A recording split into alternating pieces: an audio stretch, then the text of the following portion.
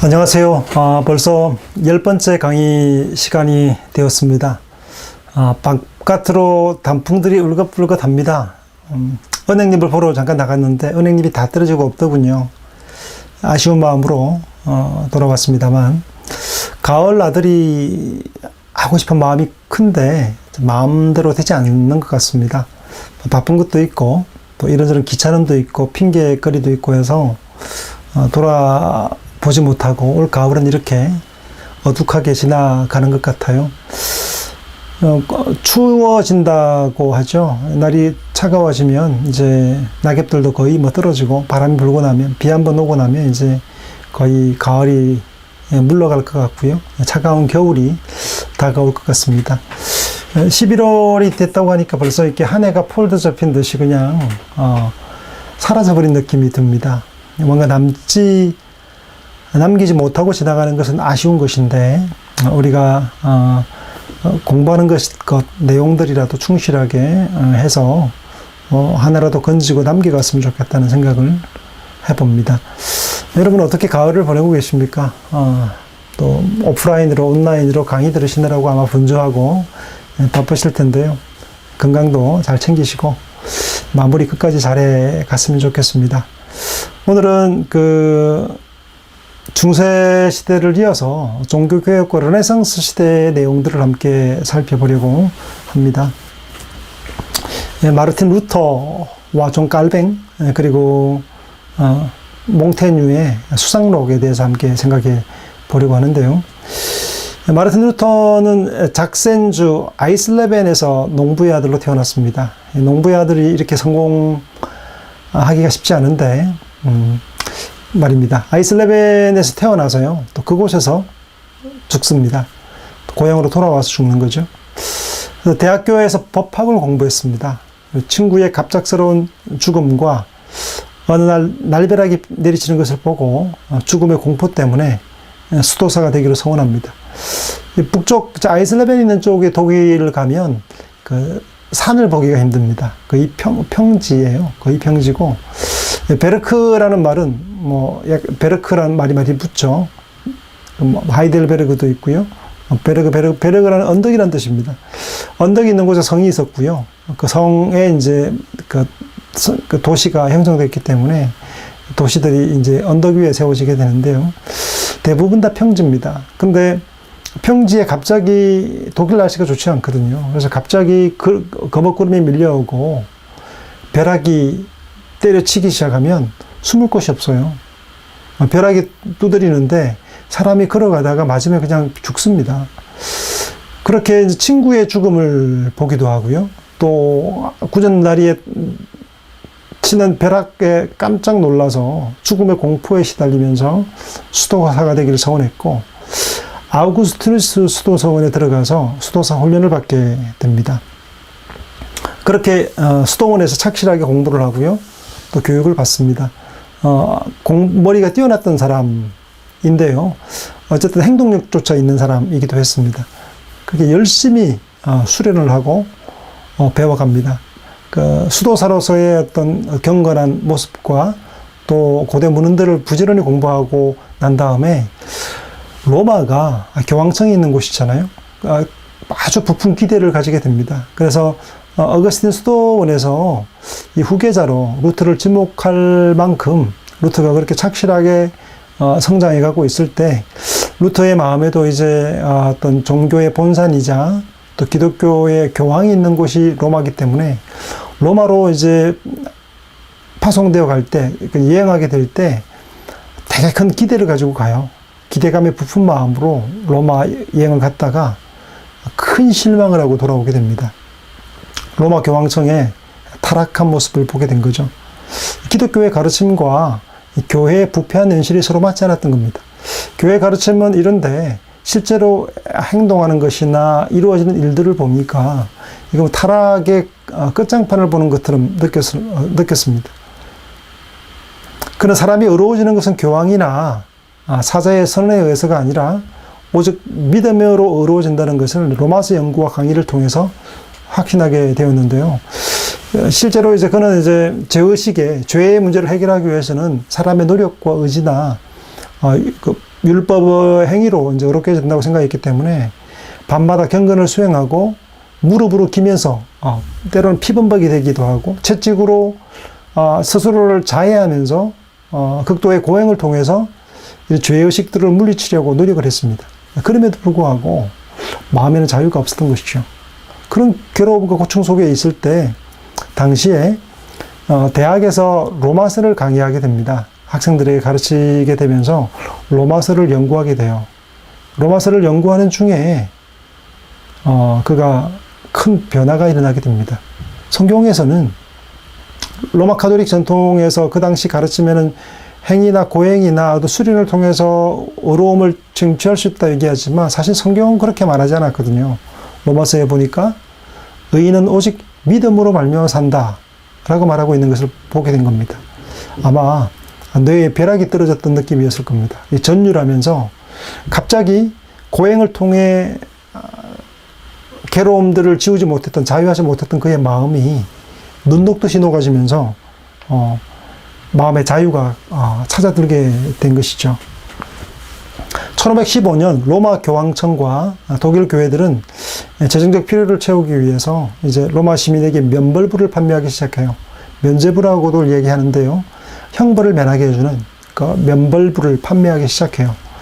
그 성베드로 성당을 짓기 위해서 막대한 돈이 필요했는데 그 화려한 건물을 짓기 위해서 막대한 재정이 필요한데 그 재정을 확보하기 위해서 거래를 터게 되고 거래를 턴 상인에 의해서 태첼 신부를 고용해서 이제 면벌부를 돌아다니면서 판매하게 합니다. 악단이 앞을 막 따라 지나가면요. 악단이 앞에 노래를 부르고 북을 치고 하면 태첼 신부가 한참 이제 북치고 노래하고 난 다음에 설교를 하게 되는데 그 설교의 내용이 그렇습니다. 이제 여러분의 동전이, 여러분의 돈이 이 헝금함의 땡그랑 소리와 함께 떨어지게 될 때 여러분 부모님의 저 연옥에 있는 여러분의 부모가 벌을 면하고 천국으로 들어가게 될 거라고 얘기합니다. 여러분의 죄가 형벌들이 다 사라지게 될 거라고 얘기를 하는 거죠. 근데 이게 거짓말 같잖아요. 거짓말이고 또 옳지 않은 방법임에도 불구하고 사람들의 호응을 얻었어요. 돈만 바치기만 하면 부모가 벌을 면해요. 이런 큰 이제 보상이 있는 돈으로 이제 형벌까지 피하는 이런 내용들이기 때문에 인기를 얻었어요. 태첼의 면벌부 부흥회와 판매에 대해서 루터가 이제 자신이 있는 그곳 근교까지 오게 됐을 때 이제 화가 머리 끝까지 난 거죠. 그래서 작심하고 비판하기 시작했고요.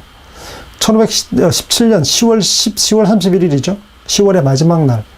이날을 이제 종교개혁 기념일로 지키게 되는데요. 10월 31일입니다. 1517년 10월 31일 95개의 조항을 비텐베르그 교회 문 앞에 붙이게 됩니다. 그 당시에 구텐베르그에 의해서 인쇄술이 발달됐던 시대이기 때문에 이 반박문이 붙은 내용이 곧바로 인쇄되기 시작해서 전 유럽 사회로 다 번져나가게 됩니다. 그게 이제 말보다 훨씬 빨리 루터의 문헌이 전 유럽 사회가 읽게 되는 일이 벌어지게 되는 거죠. 그 인쇄술이 큰 역할을 한 거죠. 오늘날 정보혁명 시대에 여러분 SNS가 큰 역할을 하잖아요. 예전에 신문, 지상에 있는 신문으로 보던 것과 라디오로 듣던 것과는 다르죠. TV로 보는 시대도 아니고 이제는 SNS를 통해서 유튜브를 통해서 완전히 정치나 이런 문제들이 다 이렇게 파급되고 전달되는 거죠. 마치 그런 것처럼 혁명적인 인쇄술의 혁명 때문에 일반 사람들도 이제 급속하게 문헌들을 접할 수 있게 된 거죠. 교회 비판은 전 독일의 동의와 큰 반향을 불러일으키게 됩니다. 사태는 커져갔고 루터를 의회로 소환해서 공개 논쟁을 하게 됩니다. 교황청에 의해 파문과 선고로까지 잇따르게 되는데요.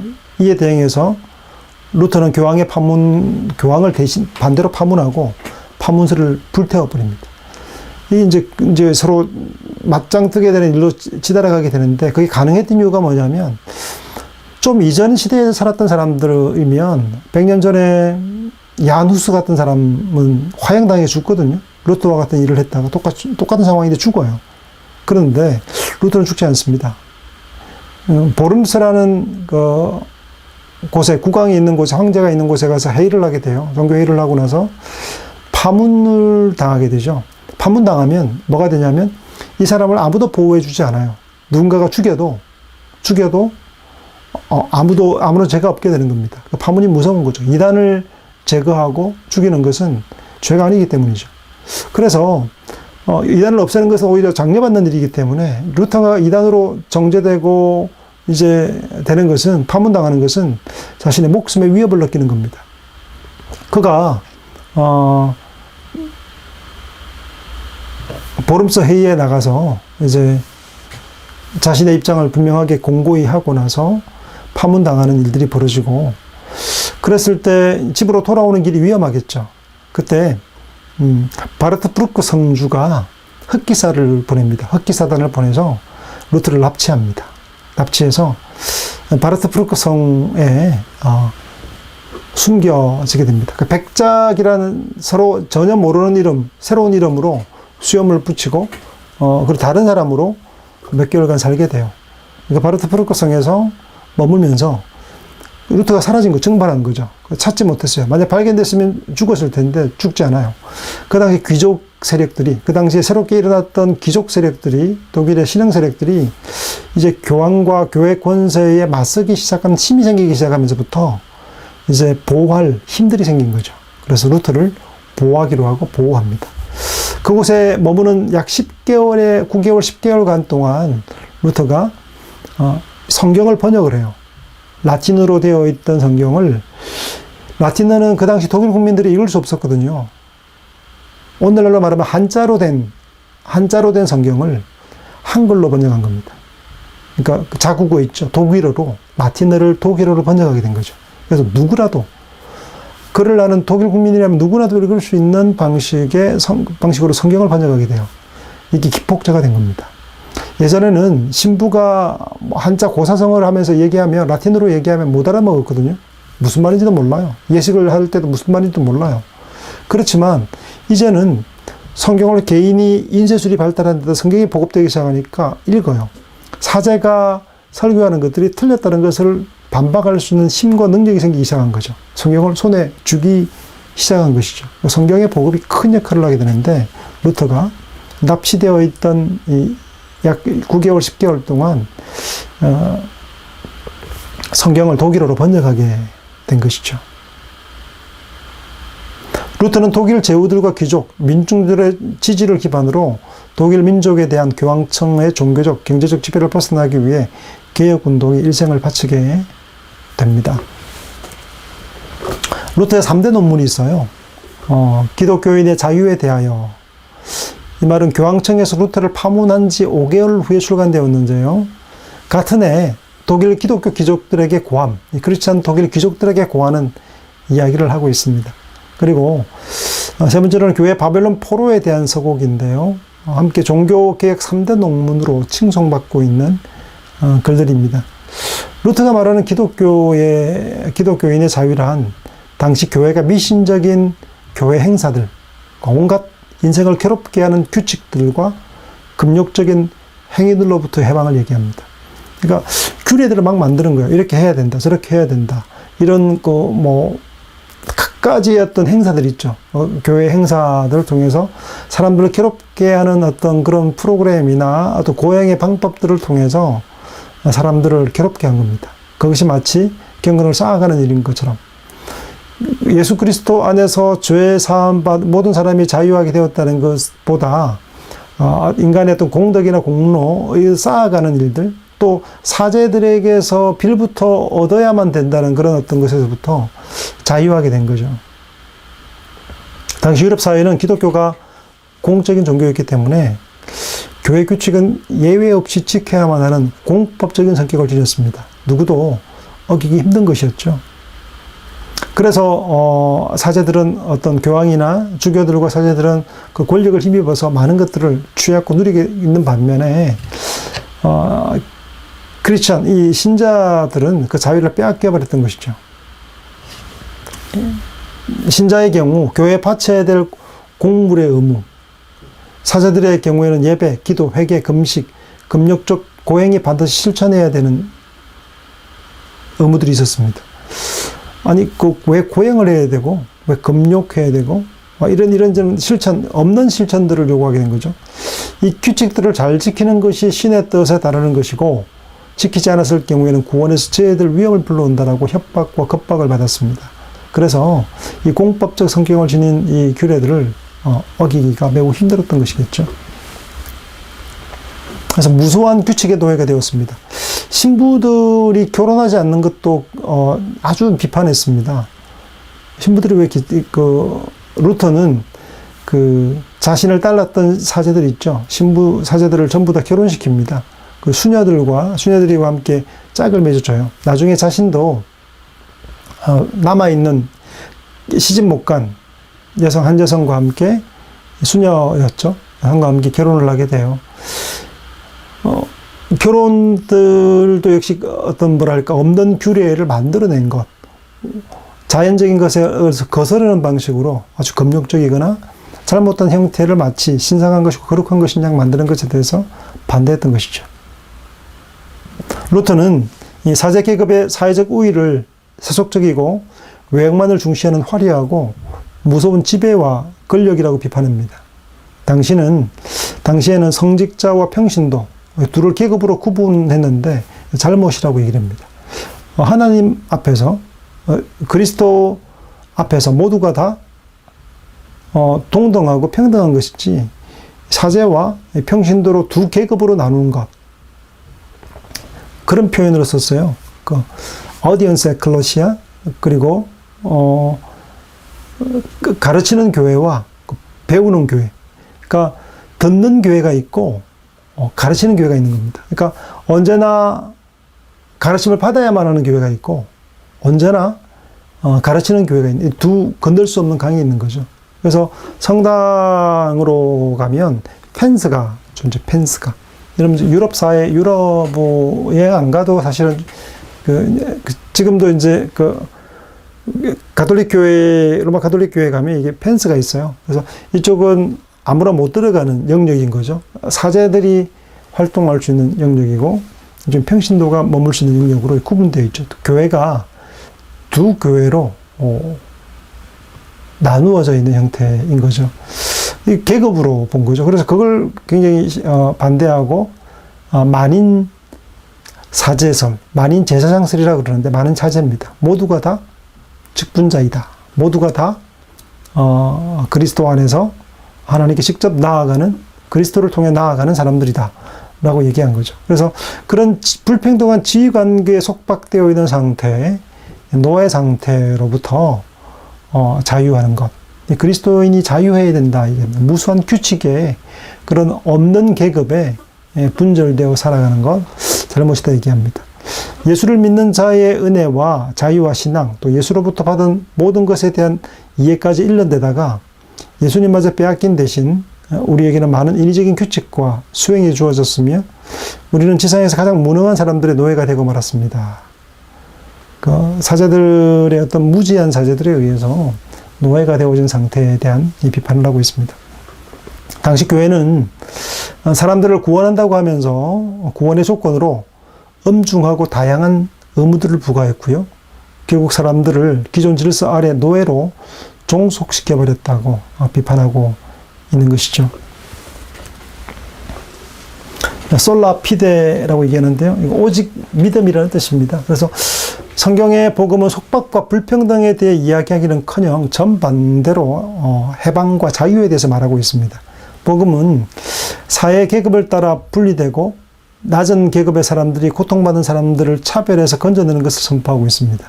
성경은 사람이 규칙을 행하여 구원을 받는 것이 아니고 하나님으로 말미암은 믿음으로 말미암아 의롭다함을 받는다고 구원받는다고 선언하고 있죠.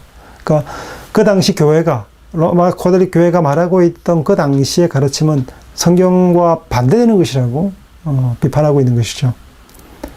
사제나 성녀처럼 몸에 성의를 거쳤다고 영혼에 도움이 되는 것이 아니다. 이게 복장을 그렇게 복식을 가운이나 복장을 입었다고 해서 영혼에 도움되는 게 아니라고 얘기하죠. 그런 허례 허식과 계급적 모습들이 잘못된 것이라 비판한 거죠. 몸이 교회에 있더라도 마찬가지고 성물을 다루고 몸으로 기도하고 단식하고 순례하며 더 나아가 신체적으로 끊임없이 모든 선을 행할지라도 역시 아무 이득이 없다. 성지순례, 십자군 운동, 전쟁이 일어났던 것도 그런 맥락이었죠. 십자군 운동, 이미 그런 어떤 피비린내 나는 일들을 경험하기도 했는데요. 그거 한다고 해서 뭔가 공덕이 쌓이는 건 아니거든요. 그것으로 어렵게 되는 것도 아니라고 본 거죠. 성물을 다루고 기도하고 단식하고 순례하며 나아가 신체적으로 큰 고향을 받는다고 해서 그 사람을 더 거룩하게 되는 것 아니다라고 얘기한 거죠.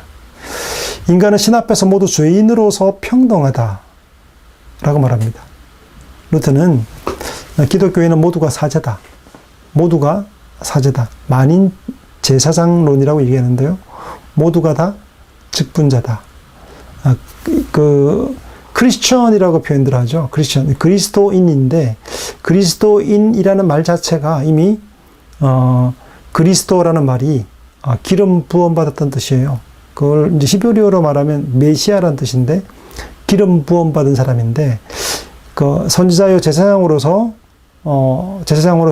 하나님 앞에 나아가는 사람들입니다.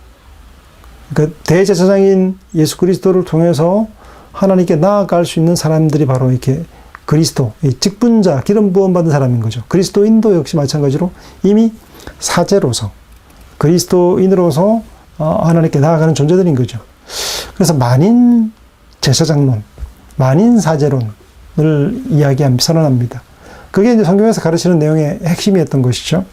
사제와 평신도의 차별, 상급과 하급의 어떤 서열이 그리스도 안에 있을 수 없다고 말한 거죠. 그러니까 교황이 있고요. 제일 머리 위에 교황이 있고 교황 아래 추기경이 있죠. 홍의주교라 그래요. 붉은 가운을 입는다고 해서 붉은 옷을 입는 홍의주교들이 있습니다. 대주교들이죠. 추기경이라고 표현하기도 합니다. 추기경. 그 아래에 이제 주교들이 있고요. 그 아래 사제들이 있는데 이 계급이 있을 수 없다라고 얘기를 합니다. 사제 위에 사제가 있을 수 없다라고 말한 거죠. 인간은 누구나 각자의 신앙에 의해서 결정할 수 있다고 말하고 있는데 이것이 바로 기독교인의 자유이다. 루터가 쓴 기독교인의 자유에서 아주 유명한 책에서 기록하고 있는 내용입니다. 기독교인은 자기 스스로 신앙과 행위를 결정하는 자유를 지녔다면 외적인 규정을 가진 교회나 사회와 제도는 필요가 없는 것인가 라고 묻죠. 이 질문에 대해 루터는 몸과 영혼으로 구성된 인간론으로 답합니다. 그러면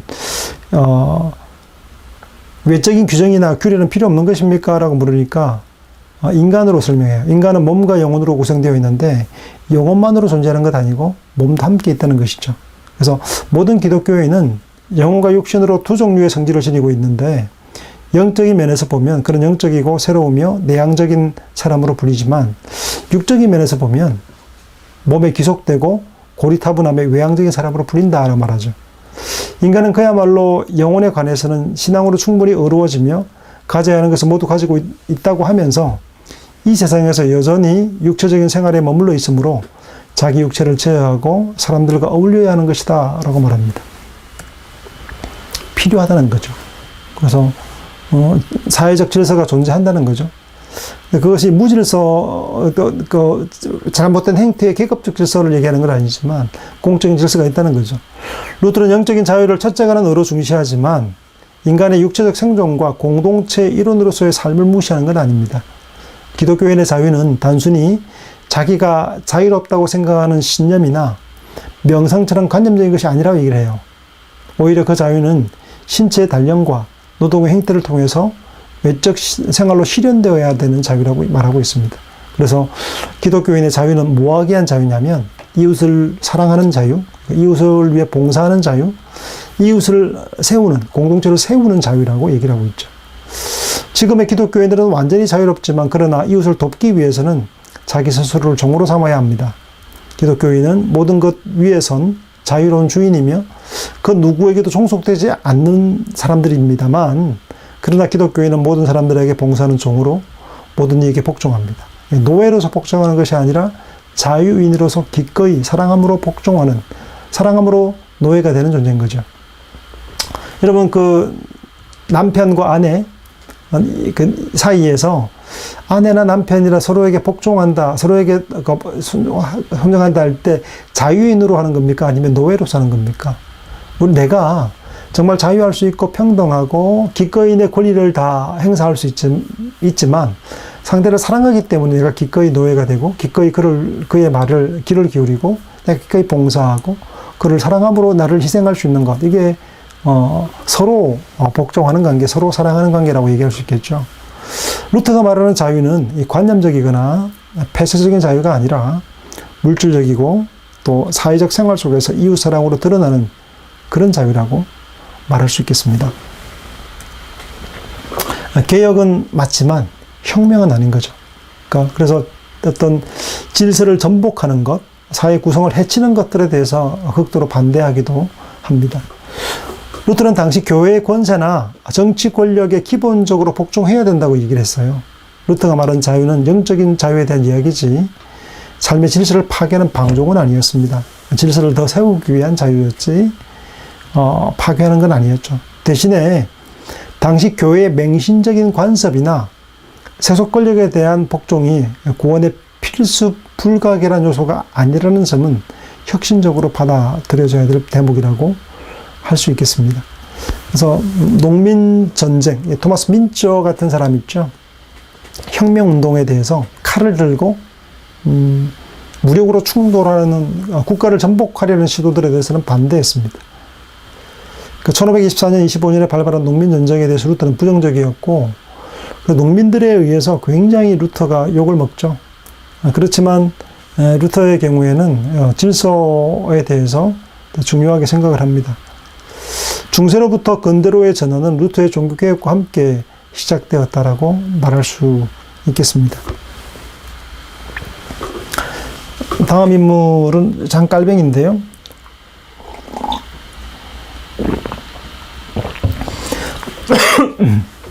죄송합니다. 프랑스 누아용이라는 북부에 있는 조그마한 동네입니다. 고즈넉한 자그마한 동네인데요. 거기에는 이제 작지만 제후가 그 서품을 받았던 아주 이렇게 큰 성당이 있는 곳이기도 합니다. 그곳에서 아버지는 시청 관리자이자 교회 직원으로 머물렀었고요. 그 아들의 진로에 대해 관심이 컸습니다. 그래서 그곳에 머물면서 관리로서 이제 그 당시에 귀족 가문의 자제들과 연결시키게 되고, 그래서 칼뱅 같은 경우에도 자라면서 그곳 누아용에서 자랐던 어떤 귀족들 그 친구들과 형하고하는 사이들이 굉장히 오랫동안 서로 중마고하고 지내게 되고, 또 여러 사태들에서 먼저 죽어나가는 걸 슬퍼하고 하는 내용도 있게 되는데요. 칼뱅은 신학, 인문학, 법률을 공부했고요. 1520년에 루터의 저작물들을 접하면서 이미 루터의 저작은 프랑스 전역으로 퍼진 상태였는데, 칼뱅 역시 루터의 저작을 통해서 로마 교황 제도와 왜곡된 교회 질서에 대한 비판적 시각을 길러가고 있었습니다. 1532년 친구 니콜라 콥이 연설을 했는데요. 그것이 소동이 벌어져가지고 거의 이제 잡혀게 되어서 이제 도망하게 됐는데, 로마 카톨릭에 대한 비판이었거든요. 그 연설문을 작성했던 사람은 누구냐면 칼뱅이었습니다. 그걸 연설했던 사람은 니콜라 콥이었지만 그 연설문을 작성했던 인물이 칼뱅이었기 때문에 이 둘 모두 추적을 피해서 바젤까지, 스위스에 있는 바젤까지 도망해야 했습니다. 비슷한 시기 교황과 교회에 대한 공격하는 문서가 프랑스 국왕의 눈에 띄게 되면서 1534년부터 이제 프로테스탄트에 대한 대대적인 박해가 일어나게 돼요. 이 박해 때 그를 숨겨주었던 사람들이 죽음을 당했다는 소식을 접하게 되고 큰 슬픔을 얻게 되는데요. 고국 프랑스에 잠깐 들어왔다가 친구와 지인들의 죽음을 접하면서 프랑스를 등지고 떠나서 피난길에 오르게 됩니다. 이 박해가 일어날 때 프랑스에서 이제 위거노라 그러죠. 위거노. 그 위거노들이 이제 원래는 되게 세력을 형성했던 세력이었는데 성 바돌로메 축일 때 대량으로 학살을 당합니다. 학살을 당하면서 이제 산지로 올라가서 아주 이렇게 사람들이 닿지 않는 곳으로 숨거나 아니면 다른 타 지역들로 피난을 가요. 스위스로도 많이 피난을 가요. 이 위그노들이 피난 가서 스위스로 가서 발달한 게 뭐냐면 근대 과학 발달인데요. 시계 있죠. 시계와 같은 어떤 기술을 발달시킨 사람들이 바로 위그노들이었고요. 이 사람들 영국으로 건너가서는 산업혁명을 일으키게 됩니다. 기술들. 그러니까 위그노들이 되게 뛰어난 신학과 인문학과 과학에 탁월했던 사람들인데, 예, 그 네덜란드로 가서는 상인과 무역과 뭐 이런 역할을 하고요. 영국으로 와서 산업혁명을 일으키고 스위스로 가서 각 곳으로 흩어져서 건너가서 부흥을 시키게 됩니다. 그러니까 뭐 산업을 부흥시키게 되죠.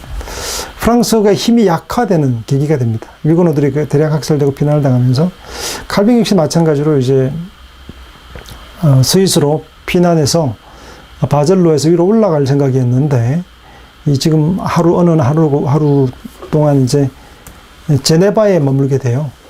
1536년에 기독교 강요를 저술했고 이 작품으로 칼뱅은 이미 개혁교회 진영에 이름이 알려지게 됩니다. 초판부터 이미 막 이제 퍼져나가서 칼뱅이 누구냐 이제 이렇게 서로 수소문하고 알게 된 상황이 있는데 피난길에 올랐던 칼뱅이 제네바에 잠시 머물고 그 다음날 아침에 일어나서 이제 피난 갈 생각이었어요. 자기가 원하는 곳으로 올라가서 학자의 길, 학문의 길을 하고 싶었거든요. 그 수줍음이 많고 좀 소심했던 이 칼뱅은 그 밖으로 나서서 루터처럼 대범하게 어떤 개혁을 진행하고자 하는 의도가 없었습니다.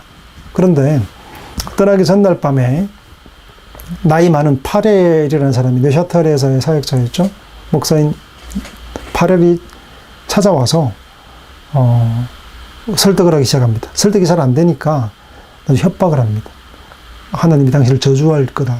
저주하실지어다. 막 이러면서 막 비판을 퍼부어요. 당신이 이걸 저버린다면 당신이 이때까지 한 것이 누구를 위한 것이냐면서 막 비판과 저주를 동원해서 칼뱅을 설득하게 됩니다. 그래서 제네바에 머물게 되고요. 결국 제네바 교회를 재건하는 데 착수했지만 시의회 정치인들과의 대립으로 인해서 제네바에서 추방되게 됩니다.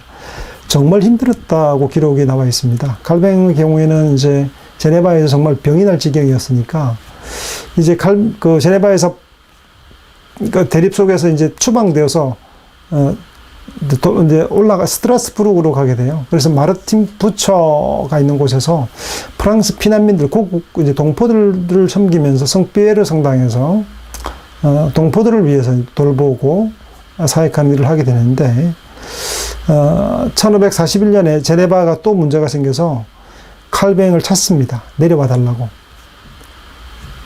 칼뱅은 그곳에서 그 스트라스부르크에 가서 결혼도 하고 위로도 받고 정말 좋은 호시를 보내고 있는데 죽기보다 가기 싫었던 이 제네바에서 계속해서 와달라고 얘기하는데 안 갈 수가 없는 상황이 된 겁니다. 그래서 눈물을 흘리면서 돌아가게 됩니다. 그래서 제네바에서 이제 제네바 아카데미부터 시작해서 제네바 도시가 이제 완전히 변모되게 되는데요.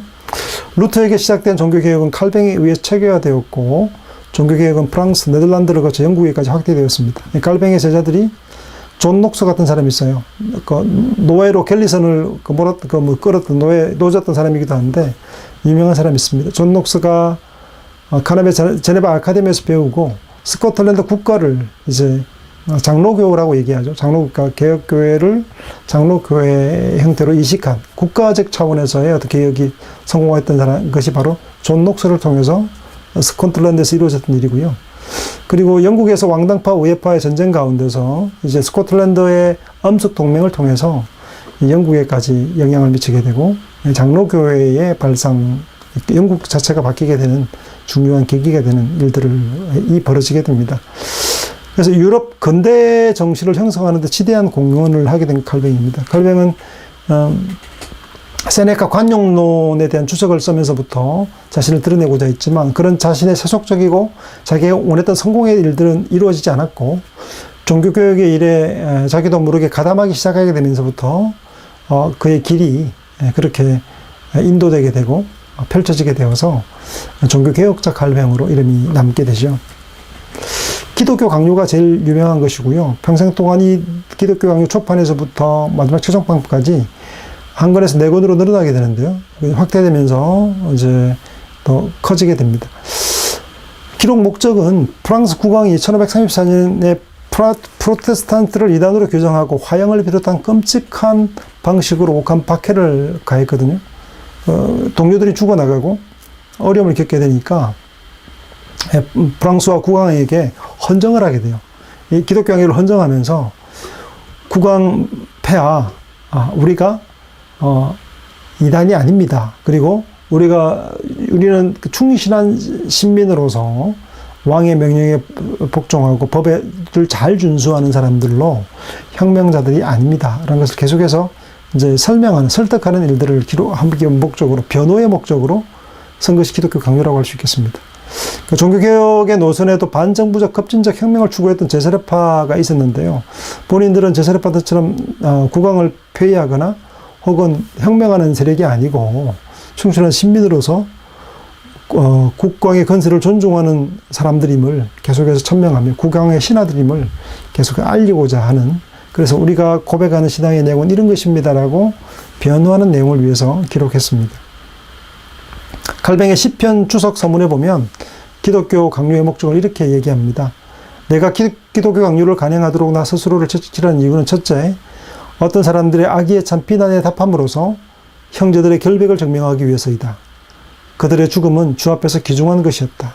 둘째, 같은 잔혹함이 머지않아 수많은 불쌍한 사람들에게도 가해질 것이라는 점에서 일반의 동정과 배려로서 마음을 힘죽일 수 있도록 하기 위해서다. 그러니까 동료들과 같은 식구들을 돌보기 위한 그런 마음으로 기록했다는 것을 볼 수 있습니다. 기독교 강요의 구성은 이렇습니다. 박해로 인한 생명의 위협에 적극적으로 변호하고 대응하기 위한 급박한 이유로 기록되었지만 동시에 성경이 말하고 있는 기독교의 가르침이 종교개혁의 입장에서 어떤 것인지를 분명하게 가르치기 위한 목적, 신앙의 일치, 성경이 가르치는 바에 대한 일치를 이루기 위해서 기록했습니다. 총 4권으로 구성되어 있는데요. 제1편은 창조주에 대해서, 2편은 대속자 예수 그리스도에 대해서, 3편은 기독교 신앙, 믿음에 대해서, 4번째로는 교회에 대해서 다루고 있습니다. 1권에서 창조주에 대한 대해서는 두 가지 책을 통해서 우리에게 알려준다고 말하고 있는데, 그래서 두 가지 책이 있다고 얘기를 해요. 하나님을 알게 하는 두 가지 책이 있는데, 하나가 자연이라는 책이고, 또 하나가 성경이라고 얘기를 하고 있습니다. 그래서 신에게로 이끄는 최고의 방법은 자연을 통해서 볼 수 있는 것보다 성경을 통해서 보는 거다 얘기를 하죠. 우주를 보고, 또 바다, 끝없는 대양을 보고, 아직 다 끝까지 내려가 보지 못한 심해와 바다 속을 바라볼수록, 세상을 바라볼수록 웅대한 이 세상이 어떻게 우연히 존재한 것이 아니라 신에 의해 창조되었을 된 하나님의 존재를 드러낸다는 책이라고 얘기하죠. 그림책. 그래서 그걸 일반 계시라는 표현을 써요. 특별하게 우리에게 주어진 것이 있는데 활자로 된 또 기록된 내용인데 성경이라고 얘기를 하죠. 그래서 성경이 더 신에 대해서 또 하나님에 대해서 알아가는 데 더 유용한 것이다, 탁월한 것이다 라고 설명을 하고 있습니다. 이 편은 중보자 그리스도에 대한 것인데요. 인류는 아담의 타락과 함께 죄에 빠져들었고 자유의지를 잃었습니다. 인간은 철저한 부패한 상태이기 때문에 선을 행할 수 없게 되었고, 그래서 중보자가 필요한데 참 사람이고 참 인간인, 참 사람이고 참 하나님인 한 분 그리스도를 통해서만 우리가 구원을 받을 수 있다. 성육신 있잖아요. 크리스마스라 그러죠. 매년 12월 25일을 지킵니다만 사실은 다른 날이죠. 그날은 누군가가 또 그 날짜에 태어난 건 아니죠. 어쨌든 그 성육신, 육신이 된, 사람이 된 날을 되게 중요하게 생각을 한 거거든요. 하나님이 사람이 되었다는 거죠. 사람이 되었다. 근데 신은 죽을 수 없잖아요. 신이 죽습니까? 인간이어야만 죽을 수 있죠. 그러니까 대속의 십자가로 죽기 위해서는 참 사람이어야 되죠. 그래서 하나님이 사람이 되신 것, 참 사람이신 예수 그리스도를 얘기하고, 그럼에도 불구하고 사람이 사람을 위해 죽어서 모든 믿는 자들을 구원할 수 있느냐? 그렇지 못하다고 얘기하는 거죠. 하나님이 아니면, 신이 아니면 죄를 속할 능력이 없는 거죠. 아무리 결백한 삶을 산다 하더라도 인간을 대신하여 죽는다고 해서 모든 사람을 대속할 수 있다고 말할 수 없죠. 신이어야만 되는 거죠. 중보자라고 말하는 것은 뭐냐면 참 인간으로서, 무죄한 인간으로서 다른 사람의 죄를 위해 죽을 수 있는 분이셔야 될 뿐 아니고, 또 더불어서 참 하나님으로서 모든 사람의 죄를 대속할 뿐 아니라 죽음에서 부활하고, 사람은 죽으면 끝나지만 참 사람으로 다시 일어나고 부활할 수 있는 능력의 하나님이어야 된다는 거죠. 그래서 참 사람일 뿐 아니라 참 하나님인, 동시에 참 하나님인 유일한 중보자. 두 본성이 있는 거죠. 한 인격의 두 본성. 참 신이고 참 인간. 이게 바로 중보자 예수 그리스도에 대한 이야기가 바로 이권에서 다루어지고 있는 부분입니다. 3권은 이신칭입니다. 믿음으로 의롭다함 받는다는 것을 얘기를 하죠. 그 율법의 행위로, 노력으로 구원받는 게 아니고 믿음으로서 구원을 받는다. 그래서 고해성사, 사제들이 고해성사를 통해서 사죄 받았습니다 하고 되는 게 아니고, 이 의롭게 된다는 것은, 죄가 씻어지고 의롭게 된다는 것은 믿음으로 되는 거지, 그 행위로 되는 것이나 사제들의 그 속죄 선언을 통해 되는 게 아니다라고 이야기하고 있는 것이죠. 교황주의자들이 반대했던 게 뭐냐면, 그렇다면 믿음으로 의롭게 된다면 사람이 방종하게 되지 않겠는가, 열심히 선을 행하려고 노력하지 않게 되지 않겠는가라고 항변하죠. 그렇지 않다라고 얘기하는데, 도리어 그렇게 참된 믿음을 가진 사람들은 감사의 열매를, 감사로 선행의 열매를 맺지 않을 수 없다라고 이야기하면서 반박하게 되죠. 예정과 선택에 대한 이야기도 하고 있습니다. 그리고 4권은 교회에 대한 이야기입니다. 교황제가 시행되기 전 고대 교회에서는 세 가지 직분밖에 없었다고 얘기를 하죠. 사제 선출권이 신자들에게 있었다고 얘기합니다. 교회의 재산은 공동으로 운영되었고, 가난한 자들을 돌보는 일이, 구제하는 일이 최우선 순위에 있었다라고 얘기를 하고 있죠.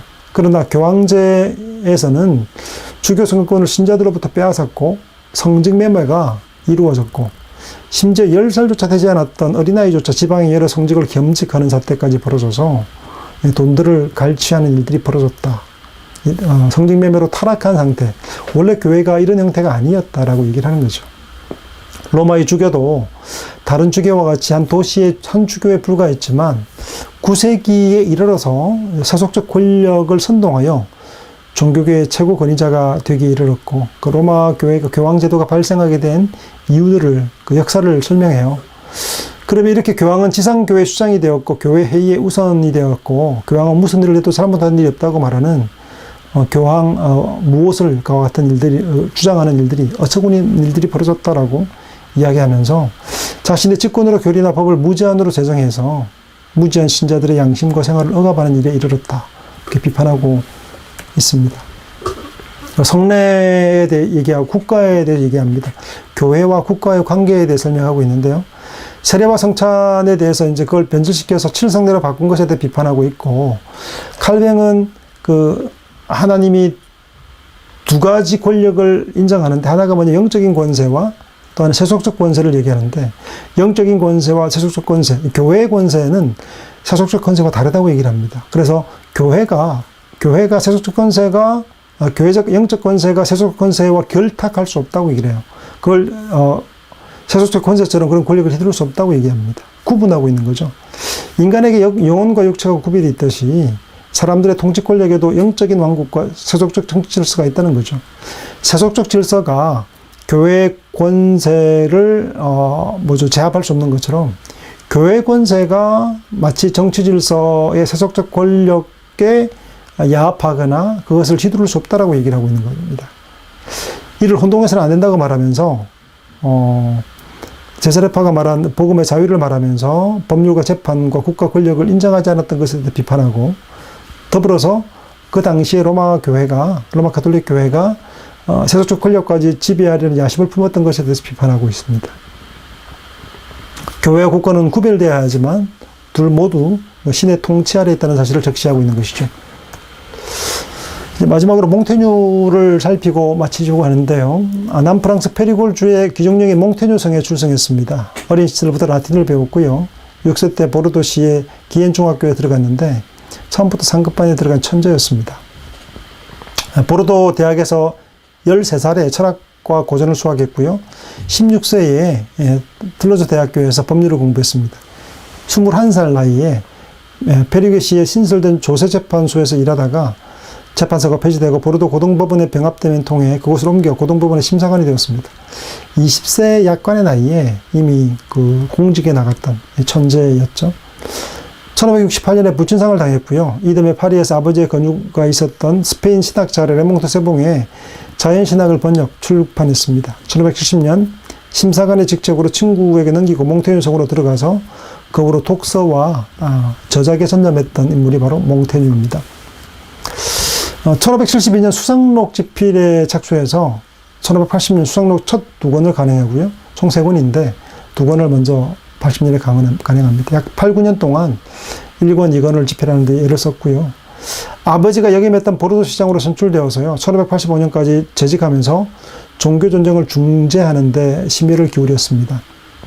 그리고 1588년에서 지금까지의 수상록 2권을 대폭 수정해서 새롭게 3권째 거를 덧붙여서 심판을 간행했는데 앙리 3세의 암살로 그 뒤를 이은 앙리 4세로부터 자신을 보좌해달라는 그런 요청이 있는데 더 이상 공직으로 나가기를 싫어합니다. 고사하고 성에 응거한 채 독서와 수상록을 교정하고 탈고하는 일에 심혈을 기울이게 되죠. 그리고 59세 때 급성후두염으로 세상을 떠나게 됩니다. 총 3권으로 구성된 책이죠. 제법 두텁습니다. 번역되어 있는 책이 두터운데 수필이나 에세이 쓰는 사람들에게 되게 유용한 책이라고 할 수 있겠죠. 서문에 나 자신이 이 책의 제재라고 밝히듯이 자연인으로서 자신을 세세하게 뜯어놓고 책의 전반에 걸쳐 그려내고 있습니다. 수필집이 그렇지 않아요. 자신의 삶과 자신의 이야기를 풀어내는 것처럼 이 자신의 어떤 글의 제재, 글의 재료가 바로 자기 자신이라고 말하면서 수필을 기록하고 있는 것이죠. 1권은 57장으로 구성되어 있는데요. 인간은 여러 가지 방법으로 똑같은 결과에 도달한다. 슬픔에 대해서, 무위에 대해서, 행불행의 맛은 대부분 우리의 생각에 의한 것이다. 공포에 대해서, 철학에 마음을 쏟는 것은 죽는 법을 배우는 것이다. 그리고 습관에 대해서, 우정에 대해서, 절제에 대해서, 고독에 대해서, 기도에 대하여, 나이에 대하여 등 이렇게 57장으로 구성되어 있습니다. 더 많지만 일부만 가져왔는데요. 그러니까 자신이 생각하는 어떤 주제 있죠. 주제에 대해서 깊이 생각하는 겁니다. 생각하는데 단지 생각으로 머물지 않고 몽테뉴는 그 이전의 자료들을 다 뒤집니다. 자료들을 그 이전에 있던 기록들의 우정에 대해서는 우정에 대한 표현들에 대해서 저작들에서 그걸 다 가져와요. 실어와서 자신의 입장을 정리하는 방식으로 아주 이렇게 펼쳐나가고 있습니다. 그 안에 컨텐츠도 내용도 잘 담겨져 있고 자신이 추구하는 독특한 입장도 표현되고 있는 탁월한 수필집이라고 할 수 있겠죠. 1권은 그리스와 라틴 철학의 인용구가 대거 등장하면서 플루타르코스나 세네카 등의 영향을 받은 스토아적 경향의 에세이가 주류를 이루고 있습니다. 키케로는 철학에 마음을 쏟는 것은 바로 죽음을 준비하는 것이라 했다.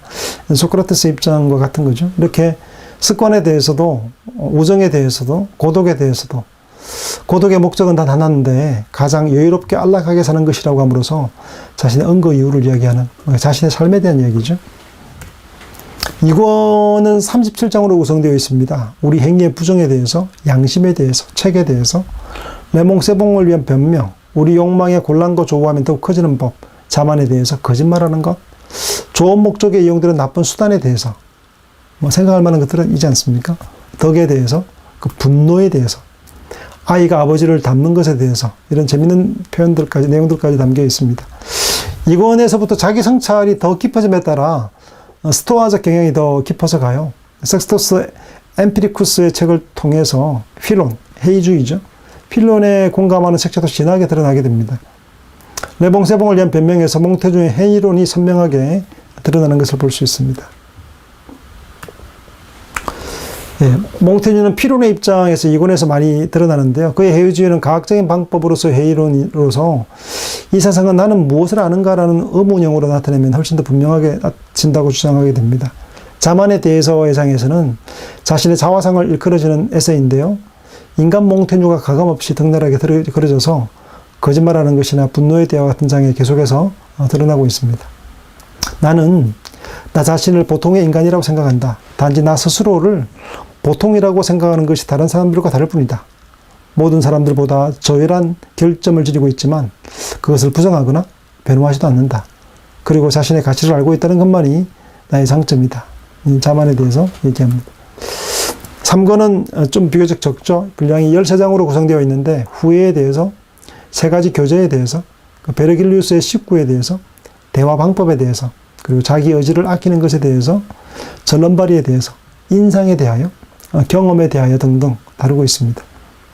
3권에서도 역시 마찬가지로 회의주의에서도 에피쿠로스 학파의 쾌락주의 색채를 가미해서 또 경험을 중시하고 자연에 가장 단순하게 자신을 맡기는 자연주의적 경향을 표시하고 있습니다. 그가 몽테뉴성의 언거에서 자연과 친하고 독서와 사색에 매달린 것, 그것들을 변호하는 부분이기도 하겠고요.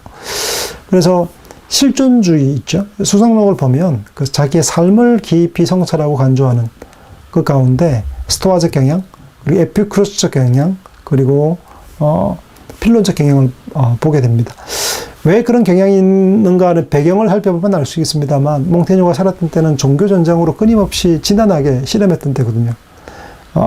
쉬기가 힘든 혼란한 전국들이 펼쳐지는 시절이었습니다. 암살되기도 하고 싸움들 있고 싫은 거죠.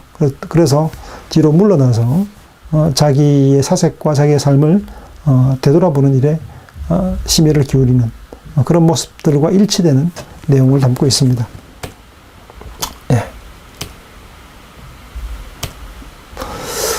우리 다음 시간에는 근대 고전으로 넘어가서요. 오늘 종교개혁에 대한 내용하고, 그리고 몽테뉴의 수상록을 살폈고요. 그리고 종교전쟁이 계속 있었잖아요. 근데 이렇게 종교개혁과 신교와 구교관의 전쟁, 끊임없었죠. 넘어가서 이제는 근대의 고전인 베이컨, 그리고 홉스, 데카르트를 우리 다음 시간에 다루도록 하겠습니다. 오늘 여기까지 하겠습니다. 수고하셨습니다.